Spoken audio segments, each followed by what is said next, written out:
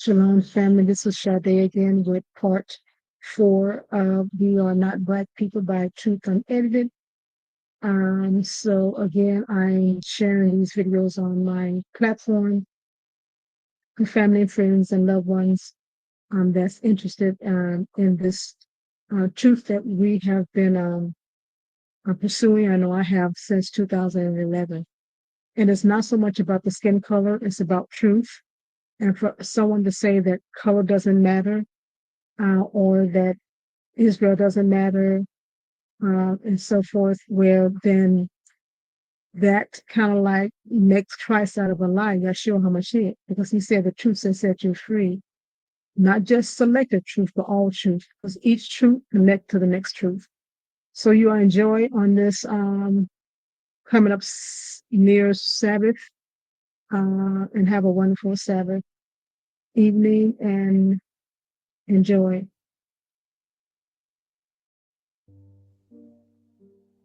How the world was divided before race was created. The descendants of Japheth. Okay, so you should be coming from part 3 of this series. These videos are a part of a docu-series and should be watched from the beginning in order if you're going to understand what is being presented. So please, if you have not watched parts 1 through 3, please stop this video and start back from video 1 and watch them consecutively for true context. Okay, well, like I said in parts 1 through 3, we are not black people. But again, this statement still needs a lot more information in order for the point to be validated and to be true. In the last part, we went through how the world was divided before race and skin color. In that discussion, we discussed one of the sons of Noah, which was Ham. Let's continue with this discussion and go over another son of Noah. We'll skip over Shem and go to Japheth, who we know as the Japhites. This is probably the least discussed son of Noah, and there is a reason why. Genesis chapter 10, verses 2 through 5 goes over the children of Japheth. It says, the sons of Japheth were Gomer, Magog, Madai, Javan, Tubal, Meshech, and Tiras. The sons of Gomer were Ashkenaz, Rephath, and Togarmah. The sons of Javan were Elisha, Tarshish, Kittim, and Dodanim. Verse 5 of chapter 10 says, from these, the coastland people of the Gentiles were separated into their lands, everyone according to his language, according to their families, into their nations. So, Japheth occupied the Isle of the Gentiles, which were the shore territories of the Mediterranean Sea in Europe and parts of Asia Minor, from where they dispersed northward over the entire continent of Europe and a great part of Asia. Japheth's descendants traveled west, north, and northeast of the mountain of Ararat and the Caucasus Mountains. The Japhites settled near the mountains Taurus and Amanus in Turkey. They journeyed to the river Tanai in southeast Russia and along Europe to Cadiz, Spain. Let's talk about the sons of Japheth. Again, they were Gomer, Magog, Javan, Tubal, Meshech, and Tiras. Again, this is Genesis chapter 10, verse 2. Gomer was the ancestor of the first Cimmerians and of the later Cimbri. These people include offshoots of the Celtic family and of the present-day Gaels of Ireland, Scotland, and the Hebrides Islands. Then, the second son of Japheth was Magog. Flavius Josephus said that the Greeks called these people Scythians. The Scythians included all the wandering tribes who dwelt mostly near the north of the Black and Caspian Seas. They later migrated to Central Asia, Russia, and the Ukraine. The third son of Japheth was Madai, the father of the Medes. They were located at the southern part of the Caspian Sea, and they later united with the Persians to form one people, which we know as the Medo-Persians. The fourth son of Japheth was Javan, better as Yavan, being that the letter J did not exist at their beginning. From him came the Ionians and all the Greeks. We also find Ashkenaz, the son of Gomer, Japheth's grandson, who formed the Germanic race, better known as the Germans. In the Hebrew language, the word Ashkenaz literally means Germans. So when anyone claims to be a son of Ashkenaz or to be Ashkenazi, they are claiming to be a son of Japheth. Anyway, Tabal the fifth, son of Japheth, is associated with Yavan. The scriptures state, I will set a sign among them, and those among them who escape I will send to the nations, to Tarshish and Pul and Lud, who draw the bow, and Tabal and Javan, the coastlands afar off, who have not heard my fame nor seen my glory. And they shall declare my glory among the Gentiles. Isaiah chapter 66, verse 19. You see, Meshech and Tubal are nations of the north. There are Meshech and Tubal and all their multitudes, with all their graves around it, all of them uncircumcised, slain by the sword, though they caused their terror in the land of the living. Ezekiel chapter 32, verse 26. What's prophesied for them in the future is not very good. Josephus identified the descendants of Tubal with the early Iberians. Now the last son of Japheth was Tiras, the father or ancestor of the Thracians. This land, Thrace, was situated north of Turkey, Asia Minor, and northeast of Greece. In the 4th century, the Germanic tribes were on the move. They were known under these names: the Lombards, Burgundians, Franks, Saxons, Angles, Jutes, Ostrogoths, Visigoths, Suevis, and Vandals. These 10 Germanic barbarian tribes settled all over Western Europe, and they intermingled with themselves, creating these modern nations of Western Europe as we know them today, which is where we get Europeans. Understand, the children of Japheth are where we get the Europeans from today. The reason why they don't speak about this history in a great way is because it does not align with their doctrine of white supremacy. White supremacy must be made to feel and be the dominant leaders of the world. And though in our modern history, they absolutely can be claimed to be in dominance and power and control, I mean, that's undeniable. They control most of the world today. But when you actually know who they are, and then you actually apply the Bible that they have controlled how we read it and what we know, we can know where this dominance will actually lead them. For instance, the Most High is completely against many of these sons of Japheth. Yahuwah prophesies this. And the word of Yahuwah came unto me, saying, Son of Adam, set your face against Gog, the land of Magog, the chief prince of Meshech and Tubal, and prophesy against him, and say, Thus says Adonai Yahuwah, Behold, I am against you, O Gog, the chief prince of Meshech and Tubal, and I will turn you back, and put hooks into your jaws, and I will bring you forth, and all your army, horses, and horsemen, all of them clothed with all sorts of armor, even a great company with bucklers and shields, all of them handling swords, Persia, Cush, and Libya with them, all of them with shield and helmet, Gomer and all his bands, the house of Tagarma, the north quarters and all his bands, and many people with you. Be prepared and prepare yourself, you and all your company that are assembled unto you, and be you a guard unto them. After many days you shall be visited. In the latter years you shall come into the land that is brought back from the sword, and is gathered out of my people, against the mountains of Yasharel, which have been always waste. But it is brought forth out of the nations, and they shall dwell safely, all of them. You shall ascend and come like a storm. You shall be like a cloud to cover the land, you and all your bands, and many people with you. Thus says Adonai Yahuwah, it shall also come to pass that at the same time shall things come into your mind, and you shall think an evil thought, and you shall say, I will go up to the land of unwalled villages. I will go to them that are at rest, that dwell safely, all of them dwelling without walls, and having neither bars nor gates, to take a spoil, and to take a prey, to turn your hand upon the desolate places that are now inhabited, and upon the people that are gathered out of the nations, which have gotten cattle and goods that dwell in the midst of the land. That's Ezekiel chapter 38, verses 1 through 12.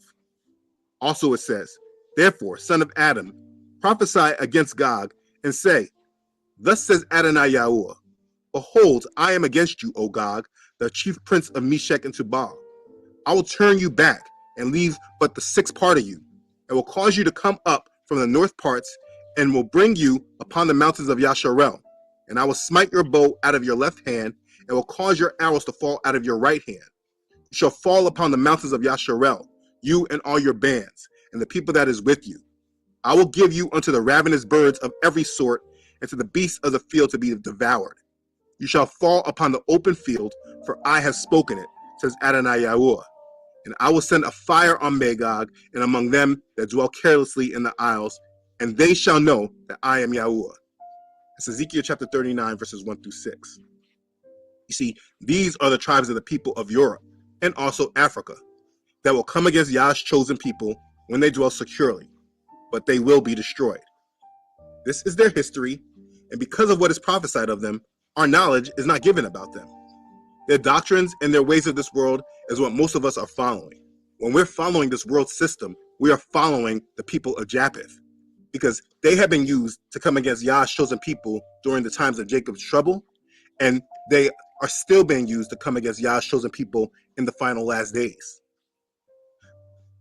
The people that are today classified as the white races, they began near the Caucasus Mountains, and from there they spread north, northwest, and northeast into Europe and Asiatic Russia. Now, we obviously know today the Japhites, what we call Europeans, or what we call white today.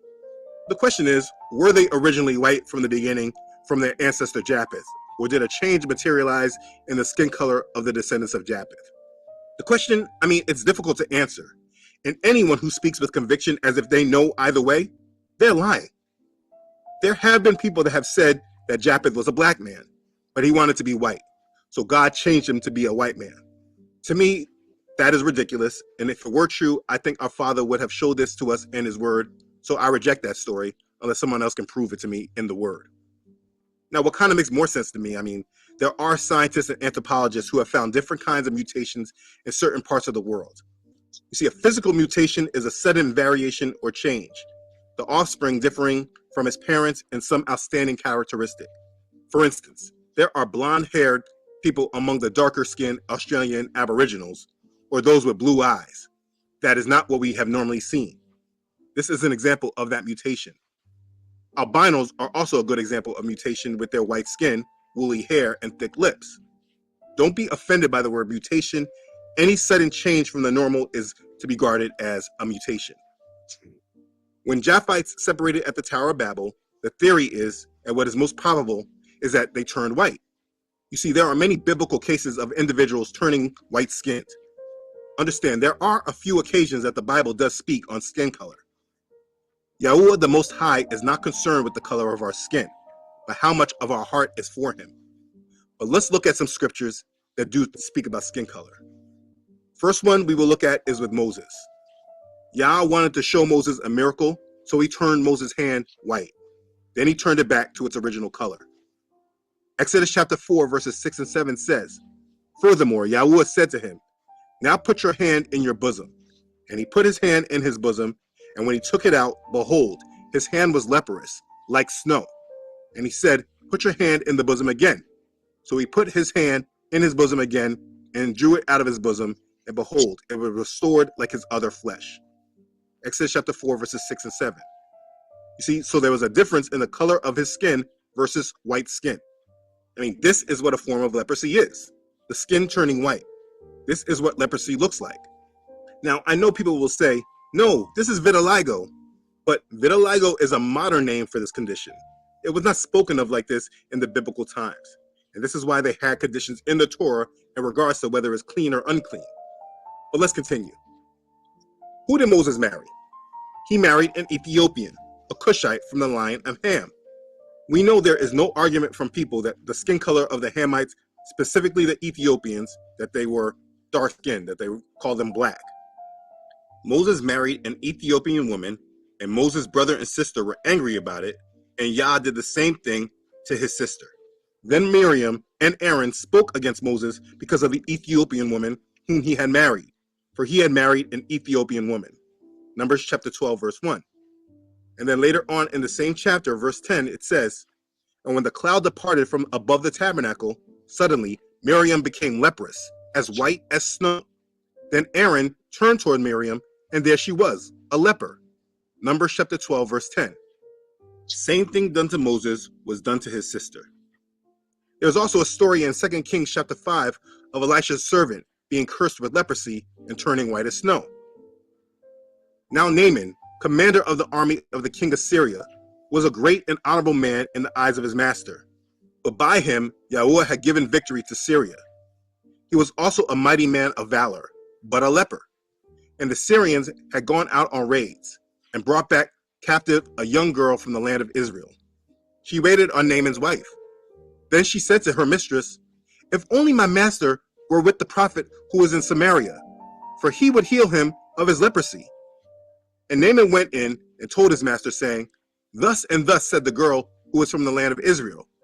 Then the king of Syria said, "Go now, and I will send a letter to the king of Israel." So he departed and took with him 10 talents of silver, 6,000 shekels of gold, and 10 changes of clothing. Then he brought the letter to the king of Israel, which said, "Now be advised, when this letter comes to you, that I have sent Naaman my servant to you, that you may heal him of his leprosy." And it happened, when the king of Israel read the letter, that he tore his clothes and said, "Am I Elohim to kill and make alive, that this man sends a man to me to heal him of his leprosy? Therefore, please consider and see how he seeks a quarrel with me." So it was, when Elisha, the man of Elohim, heard that the king of Israel had torn his clothes, that he sent to the king, saying, "Why have you torn your clothes? Please, let him come to me, and he shall know that there is a prophet in Israel." Then Naaman went with his horses and chariot, and he stood at the door of Elisha's house. And Elisha sent a messenger to him, saying, "Go and wash in the Jordan 7 times, and your flesh shall be restored to you, and you shall be clean." But Naaman became furious, and went away, and said, "Indeed, I said to myself, he will surely come out to me, and stand and call on the name of Yahuwah his Elohim, and wave his hand over the place, and heal the leprosy. Are not the Abana and the Parfa, the rivers of Damascus, better than all the waters of Israel? Could I not wash in them and be clean?" So he turned and went away in a rage. And her servants came near and spoke to him, said, "My father, if the prophet had told you to do something great, would you not have done it? How much more then when he says to you, wash and be clean?" So he went down and dipped 7 times in the Jordan, according to the saying of the man of Elohim. And his flesh was restored like the flesh of a little child, and he was clean. And he returned to the man of Elohim, he and all his aides, and came and stood before him. And he said, "Indeed, now I know that there is no Elohim in all the earth except in Israel. Now, therefore, please take a gift from your servant." But he said, "As Yahuwah lives, before whom I stand, I will receive nothing." And he urged him to take it, but he refused. So Naaman said, "Then, if not, please let your servant be given 2 mule loads of earth. For your servant will no longer offer either burnt offering or sacrifice to other gods, but to Yahuwah.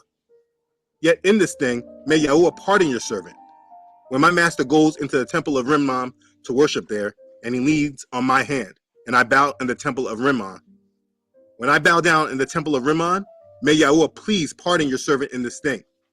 Then he said to him, "Go in peace." So he departed from him a short distance. But Gehazi, the servant of Elisha, the man of Elohim, said, "Look, my master has spared Naaman this Syrian, while not receiving from his hands what he brought. But as Yahuwah lives, I will run after him and take something from him." So Gehazi pursued Naaman. When Naaman saw him running after him, he got down from the chariot to meet him and said, "Is all well?" And he said, "All is well. My master has sent me, saying, Indeed, just now 2 young men of the sons of the prophets have come to me from the mountains of Ephraim. Please give them a talent of silver and 2 changes of garments." So Naaman said, "Please, take 2 talents. And he urged him, and bound 2 talents of silver in 2 bags, with 2 changes of garments, and handed them to 2 of his servants. And they carried them on ahead of him.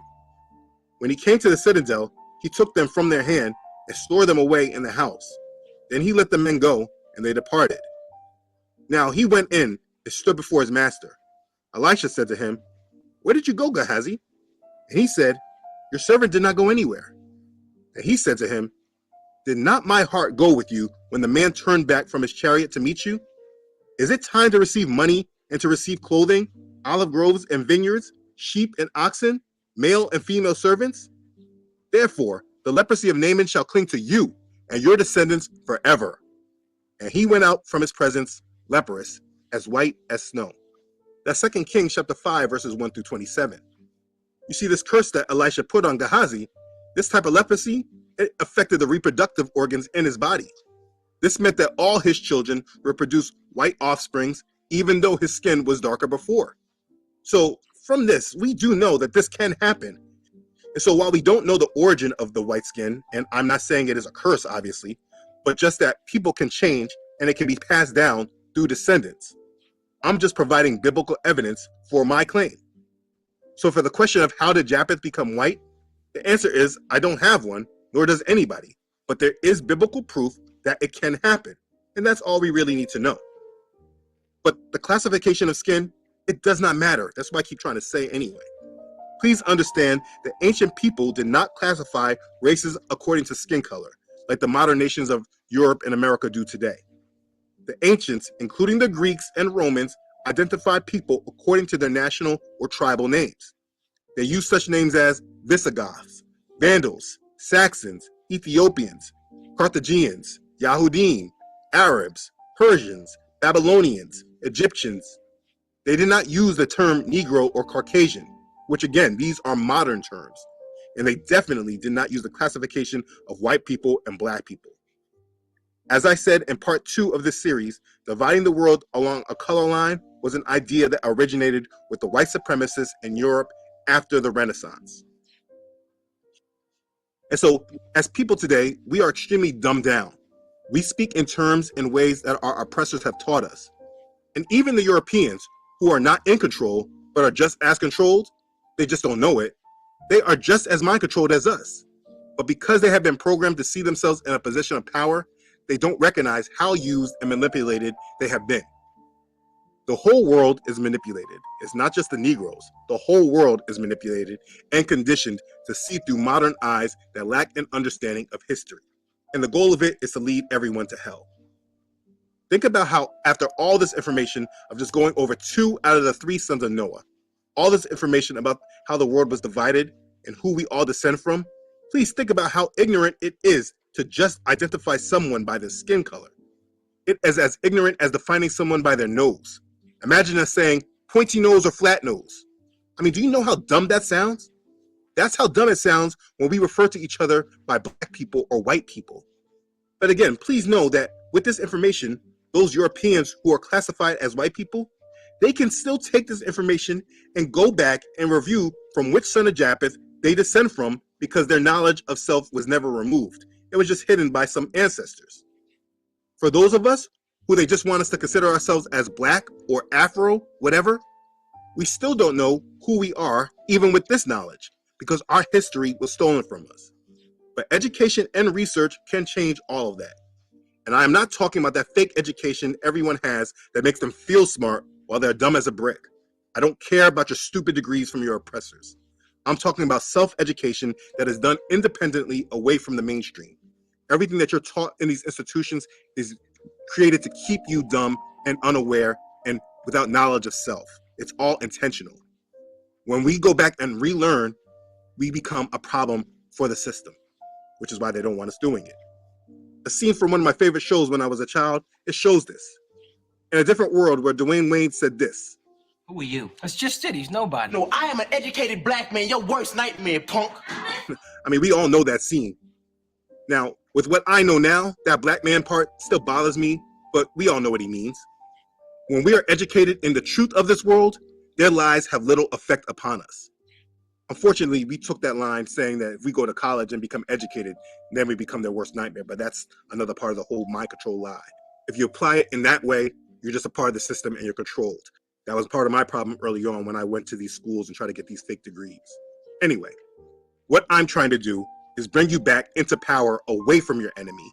And in order to do that, it requires humility on your part to recognize this hard to hear truth. The truth that you need to hear and say to yourself is that I am a victim of white supremacy that has been indoctrinated into me before I even took my first breath. My parents, my grandparents, and their parents were all victims, and it was passed down to me. I know what my oppressors have taught me.